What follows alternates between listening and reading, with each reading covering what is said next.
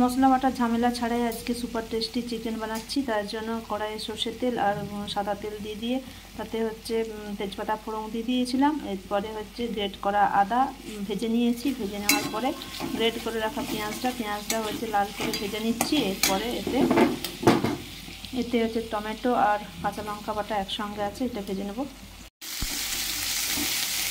মশলাটা আমার ভাজা হয়ে গেছে। এরপরে এতে কাশ্মীরি লঙ্কার গুঁড়ো, হলুদ, ধনে গুঁড়ো, জিরে গুঁড়ো আর চিকেন মশলা দিয়ে দিলাম। মশলাটা আমার ভাজা হয়ে গেছে। এরপরে এতে নুন, হলুদ আর সর্ষের তেল মাখানো হচ্ছে চিকেন ম্যারিনেট করে রেখেছিলাম 1 ঘন্টা, সেই চিকেনটা দিয়ে দিচ্ছি।